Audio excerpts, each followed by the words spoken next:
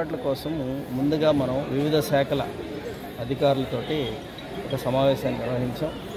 ఒక 3 రోజుల క్రితము అందరితోటి కూడా ఫీల్డ్ విజిట్స్ ఇక్కడ ఏ పాయింట్లో ఏంటి అనే విజిట్ని కూడా మనం తీసుకోవడం జరిగింది.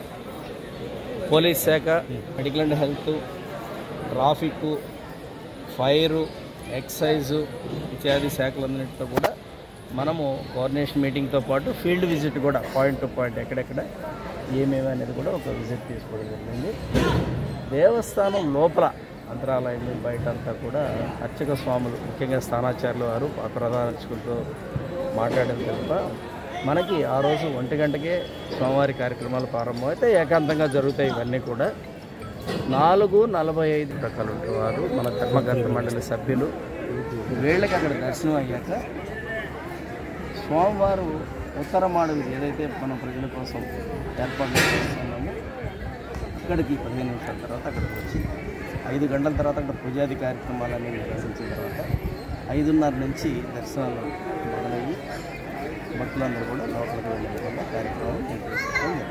సుమారుగా ఎంతమంది భక్తులు రావచ్చు? మనకి మామూలుగా శనివారం రోజుల్లో ఆ రోజు శనివారం వచ్చింది. శనివారం రోజుల్లో మనకి 25,000 నుంచి 30,000 మంది మామూలు భక్తులే మనకు వస్తూ ఉంటారు. సో ఏకాదశిని పునరుద్ధరించుకొని ఇంకొక 10-15,000 కనీసం వస్తారని మన అంచనా ఉంది. అంటే 50,000 వరకు రావచ్చు అనేది మన అంచనా. అంటే ఉత్తర ద్వార దర్శనం ఎప్పటి వరకు ఉంటుంది అంటే మనకి 11:30 వరకు మనం చెప్పడం జరిగింది. 5:30 to 11:30 ఇంకొక హాఫ్ అన్ అవర్ తర్వాత స్వామివారు మాడ వీధుల్లో తిరిగి 2 o'clock లోపలికి వేయించేస్తారు. 2 to 4 బ్రేక్ ఉంటుంది. ఈ విధంగా స్వామివారి కార్యక్రమాలు ఉన్నాయి.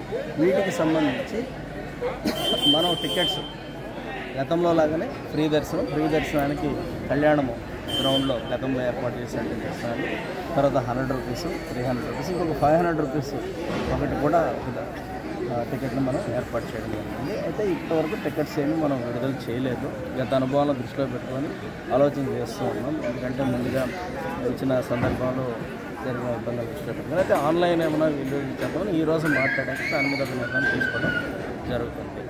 అదేవిధంగా కంట్రోల్ రూమ్ పెడతామండి. మనం ఓల్డ్ పిఆర్ ఆఫీస్ దగ్గర ఆడియో ఆల్ డిపార్ట్మెంట్స్తో కంట్రోల్ రూమ్ ఉంటుంది.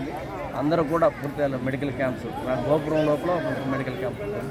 4-5 ప్లేసెస్లో మెడికల్ క్యాంప్స్ ఉంటాయి. ఎక్కడ ఏ ఇబ్బంది ఉన్నా వెంటనే అటెండ్ అయ్యేది కూడా మనం ఏర్పాట్లు చేస్తాం.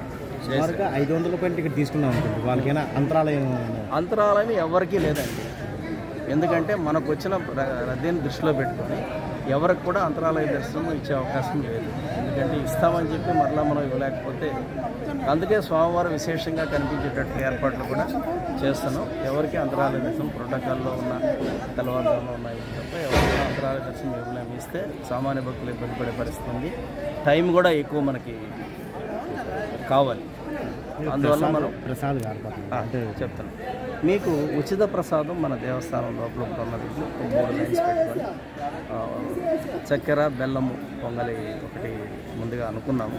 సో ఆ పరిస్థితిని బట్టి ఆ రోజు అక్కడ ఉచిత ప్రసాదం అయ్యాక మన అన్నదానం కౌంటర్లో పొంగలి పులుసు ఏదైతే విశేషంగా ఆ రోజు ఇస్తారో అది పొంగలి పులుసు ప్రసాద వితరణ. అంటే మనం అన్నదానానికి బదులుగా ఆ రోజు పొంగలి పులుసు వితరణ అందరికి కూడా ఎంతమంది వచ్చినా కంటిన్యూగా స్టార్ట్ అవుతూ ఉంటుంది, జరుగుతూ ఉంటుంది. అందరూ కూడా తీసుకొని తర్వాత స్వామివారి సేవించుకొని వెళ్ళవచ్చు. క్యూ లైన్లో ఉన్న భక్తులకి సేవా వాలంటీర్స్ ద్వారా మనం అందరూ కూడా డ్రింకింగ్ వాటర్ ఇవ్వడానికి కళ్యాణం గ్రౌండ్స్లో కూడా కొన్ని టాయిలెట్స్ ఉన్నాయి. వాళ్ళు ఎగ్జిట్ కూడా ఒకటి పెట్టమని చెప్పాను. అర్జెంట్గా ఏదైనా టాయిలెట్స్ అవసరాన్ని కూడా అక్కడ కూడా మనుషుల్ని పెట్టుకోవడం ఎదురుగా కూడా మనకి అంటే ఇప్పుడు మనం ఫ్రీ లైన్స్ అన్నీ అక్కడ పెడుతున్నాం. సో వారికి అటు పిఎస్సీ బిల్డింగ్ కానీ పక్కన కానీ అది పెట్టడం. అదేవిధంగా సాంస్కృతిక కార్యక్రమాలు కూడా అక్కడ ఒక డయాస్ పెట్టి సాంస్కృతిక కార్యక్రమాలు కూడా ఏర్పాటు చేస్తాం. వాటరు ఖచ్చితంగా అందరికీ ఏర్పాటు చేసినట్టుగా మనం ఏర్పాటు చేస్తాం.